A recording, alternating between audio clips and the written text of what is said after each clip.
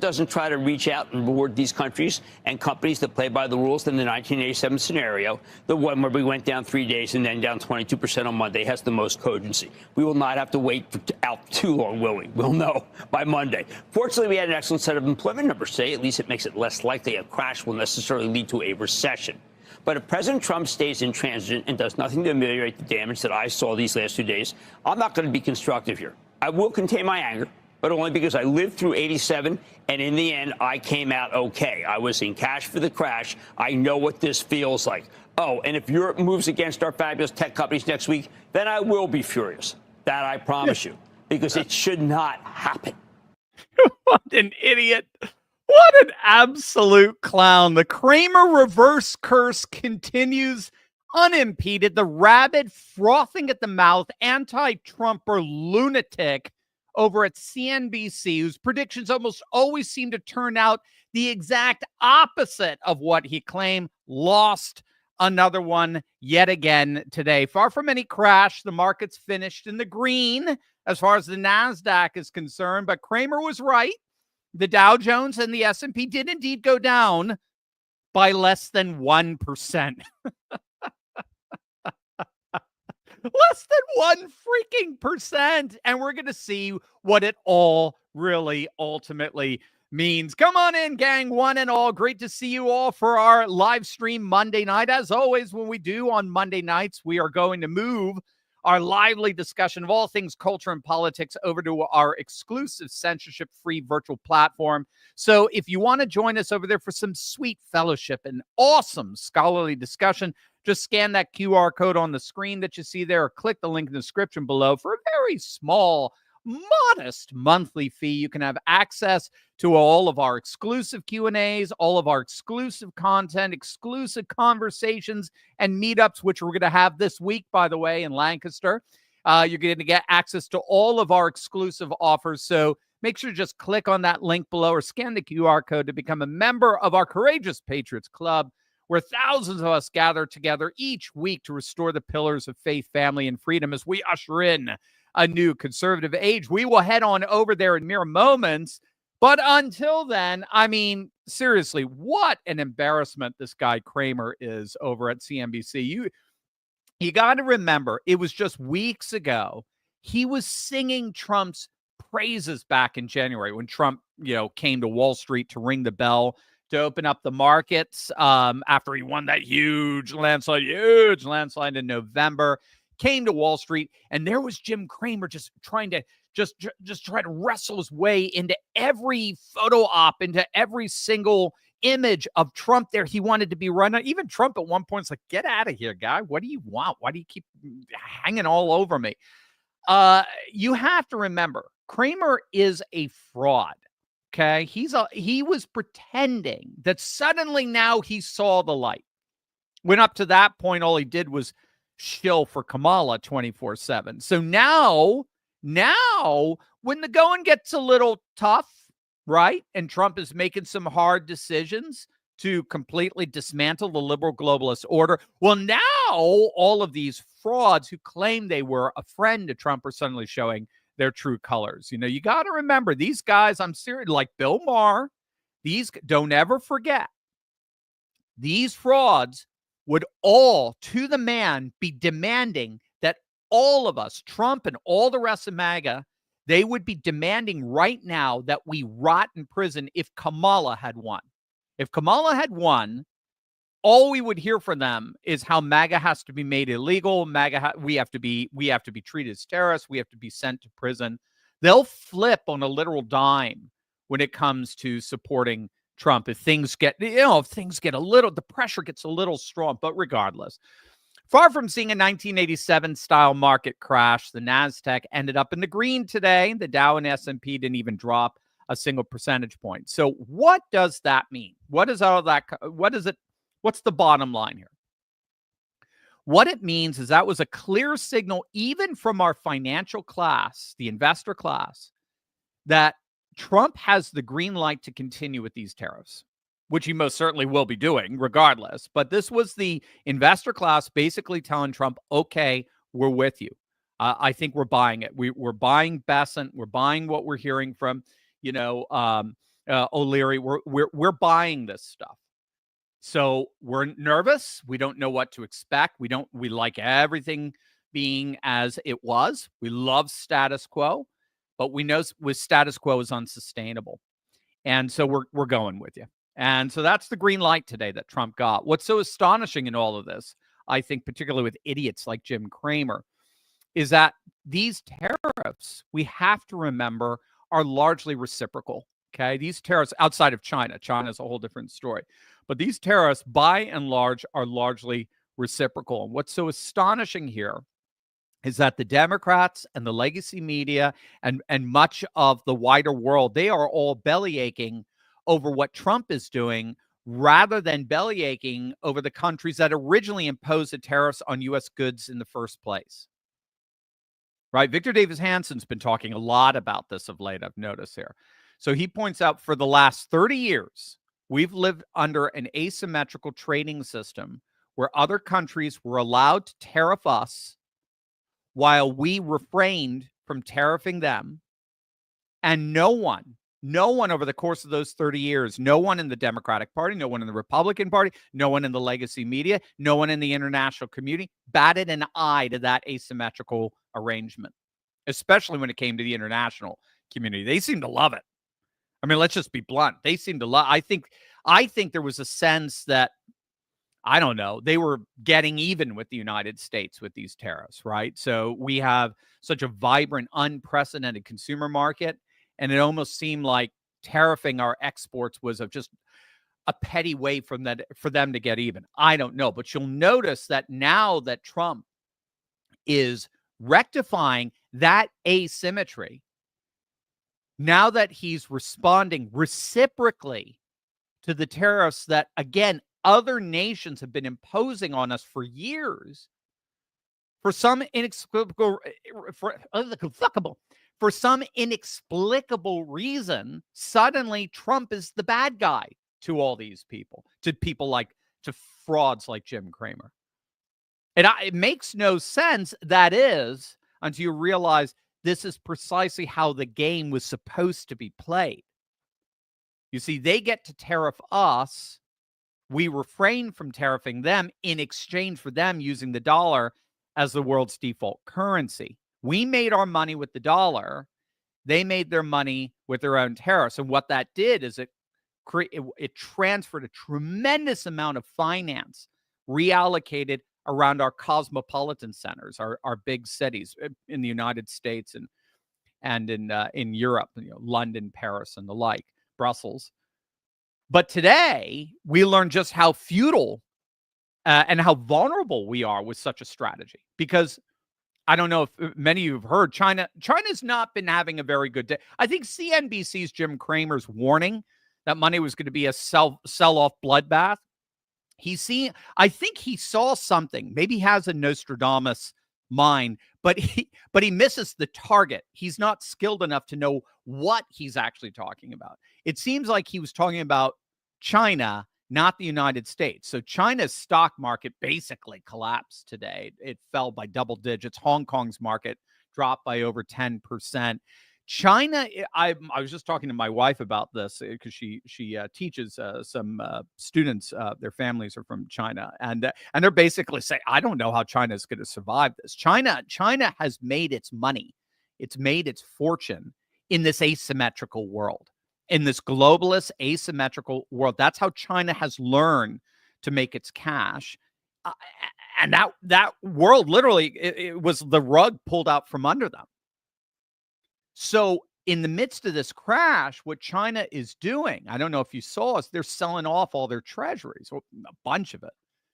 And this is the devil's bargain inherent in the old system. Yes, we can be the world's default currency. Yes, but then the world ends up owning United States debt in that they dump all their excess dollars into our treasuries. And they can cash in on those treasuries anytime they want and force the federal government to pay them. So that's what China's been doing all day today. They've been deliberately trying to thwart President Trump's attempt to get 10-year treasury yields down. We talked about this on our earlier video today. Trump is playing 4D chess here with these tariffs. He's doing all kinds of things, but he's been playing particularly 4D chess with the Treasury. So what the tariffs are intentionally doing is they're spooking the market in order to drive investors away from stocks and instead have them flee over to Treasuries, to the security of Treasury bonds.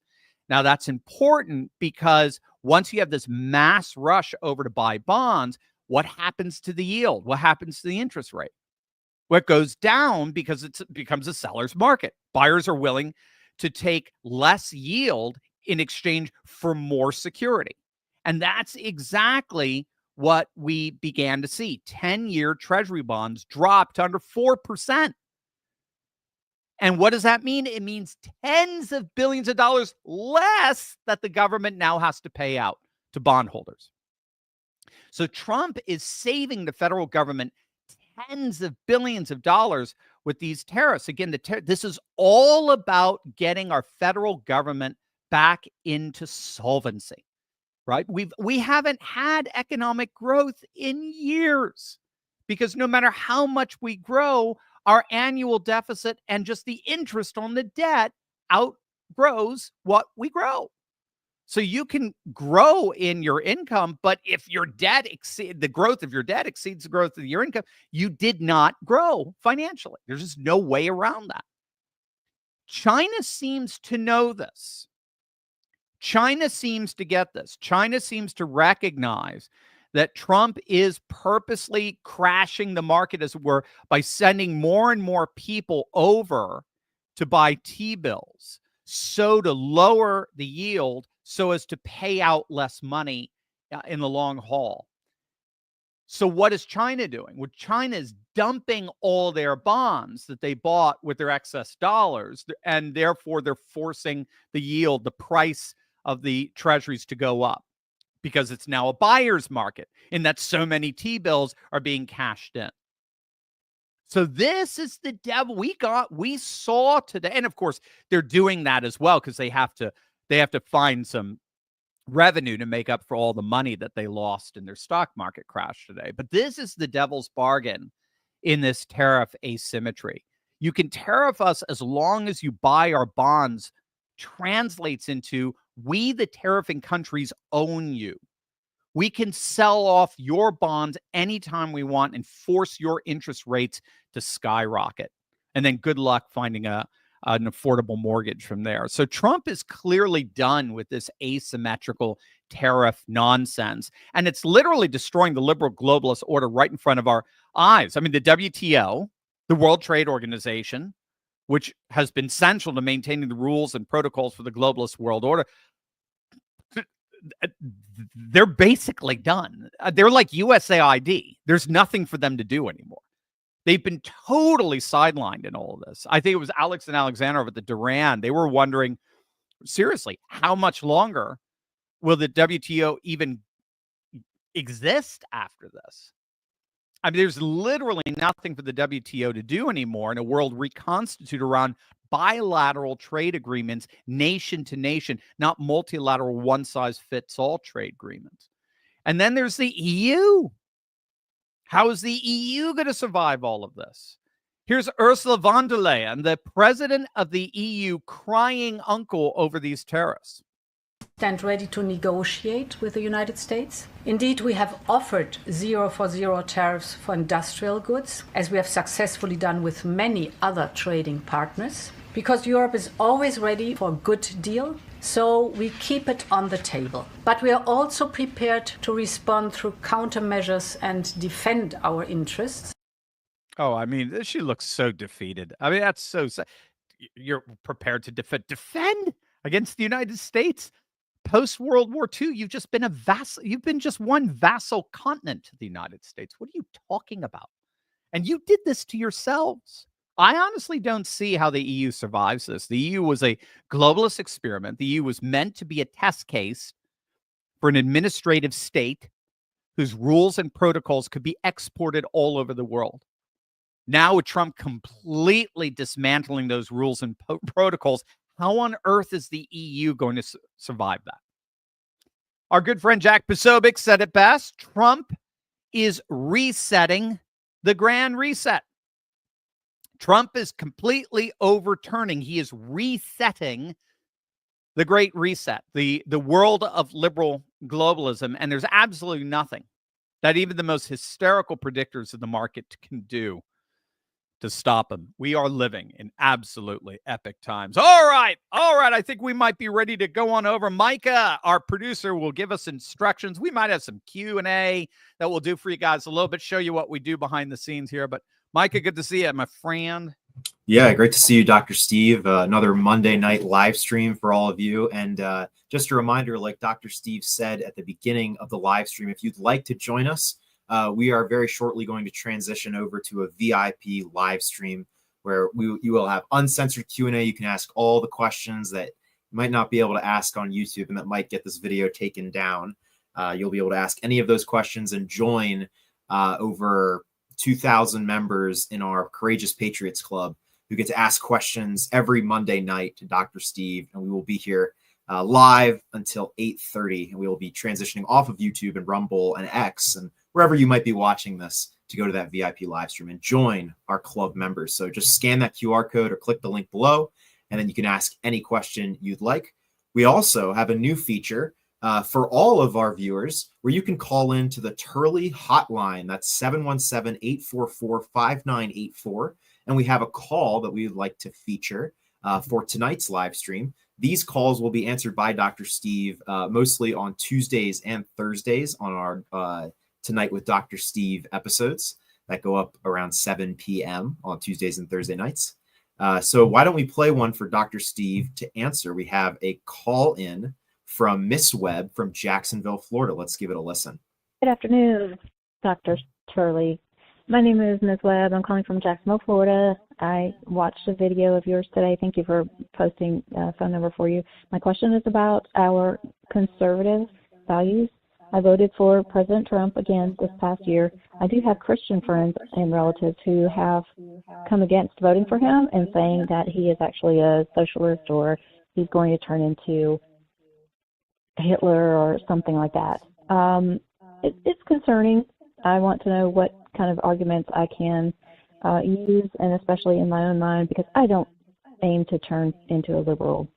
I love God, I love my country, and God bless the United States of America. Thank you. I love that, Ms. Webb. That's such a good question. So the difficulty when you're dealing with Christians, with self-professed Christians today in the United States, is that Christianity has radically changed over the last, say, 70 years or so. Certainly since the early 1960s Supreme Court decisions that threw prayer out of school, that threw Bible reading out of school. Basically since 1940. Prior to 1940, this phrase separation between church and state was only used not even a handful of times. I think 3 times or so in Supreme Court decisions. It took 100 years, 90 years exactly, before this phrase that appears in Jefferson's letter to the Danbury Baptist Association in Danbury, Connecticut, in the early, if I recall, 19th century, early 1800s. So it's a phrase that doesn't even appear in the Constitution. It was never cited in any decisions regarding how church and state were supposed to relate to each other up till really the 1940s. And then after that, for whatever reason, it started getting cited over and over and over and over and over again. We're talking hundreds and hundreds of times by Supreme Court decisions. And what that separation of church and state did is it expelled the church from the public square. So it no longer had a role in fostering a virtuous and self-governing society.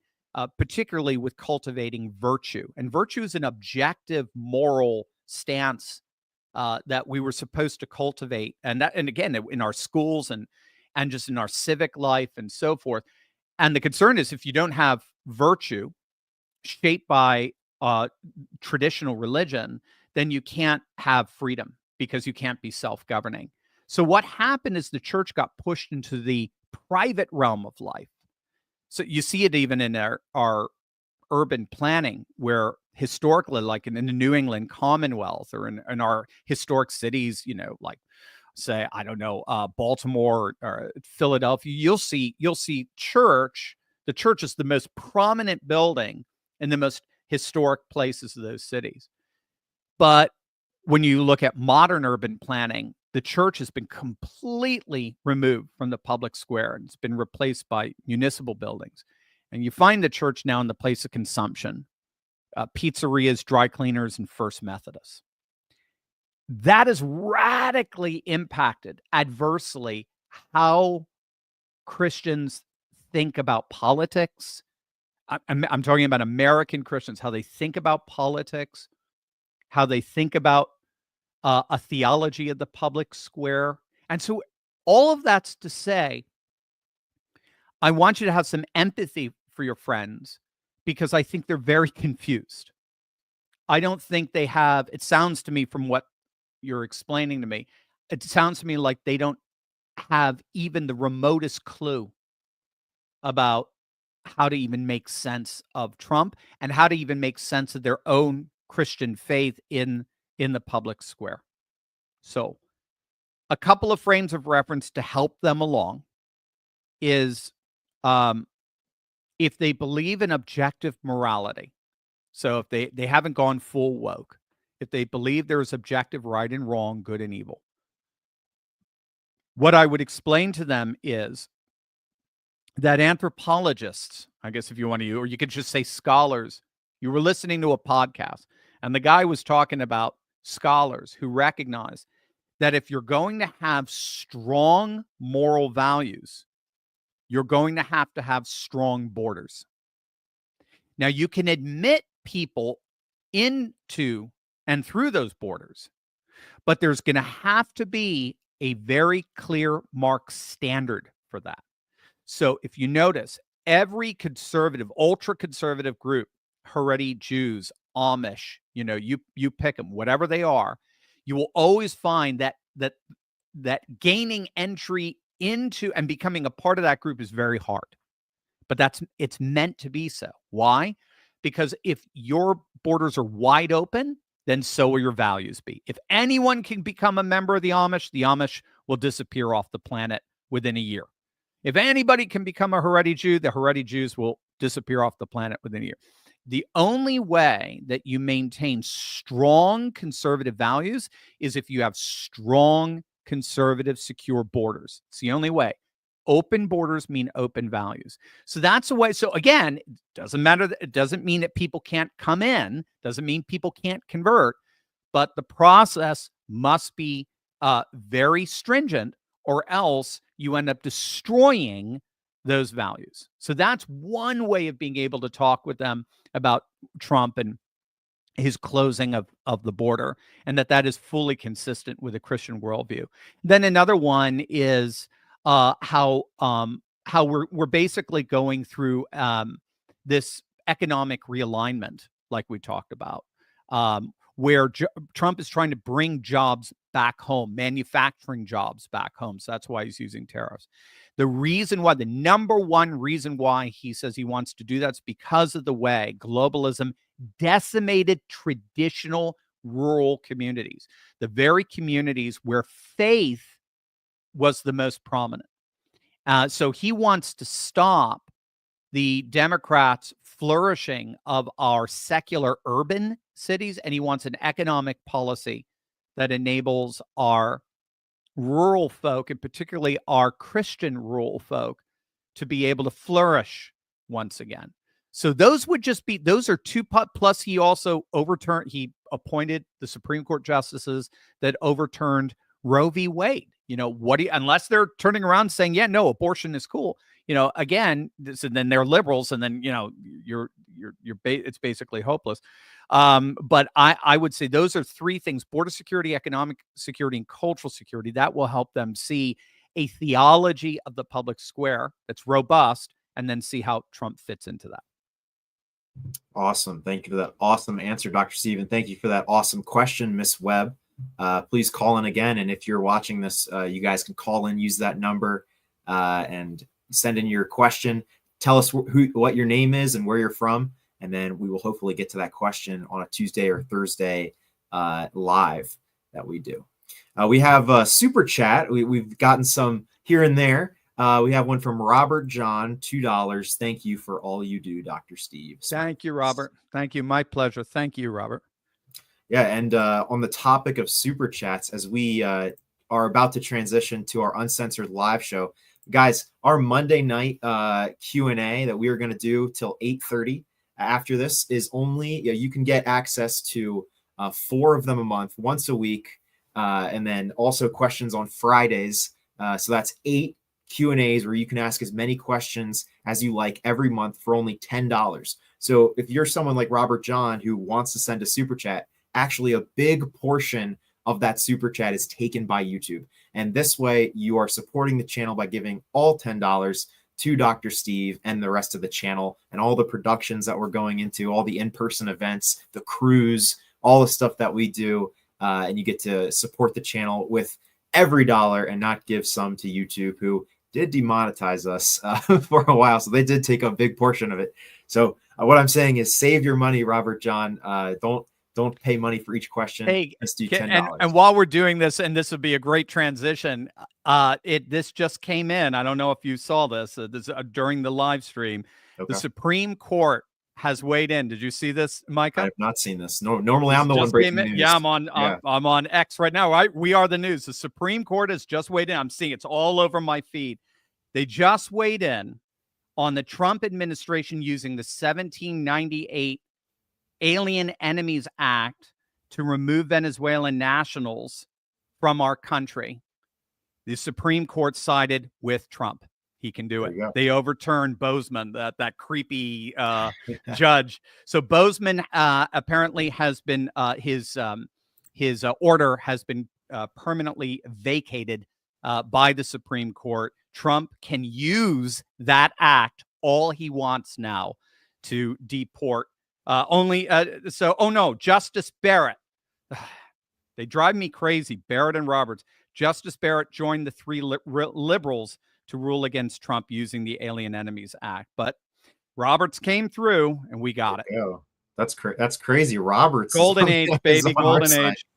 That's amazing. Roberts is on our side, and Barrett's not. That's, we'll take it, man. We're living in clown world. We have some vestiges of clown world still creeping through, but yeah, it's a golden age. That's amazing. Well, we'll definitely be talking about on the live. And speaking of the live, guys, we were about to transition over very shortly in about 30 seconds. So please scan that QR code or click the link below. Join us for 8 Q&As a month, and you can ask as many questions as you like for only a small monthly fee of $10. And you can join the Courageous Patriots Club, or as some I see in the chat are calling themselves, the Troublemakers, Turley's Troublemakers. So maybe we'll be rebranding to that. Who knows? But I'm seeing. I love that. The Turley Troublemakers. That's right. That's great. All right, guys. Well, we will see you over there in 30 seconds. Hang tight. Come on over, guys.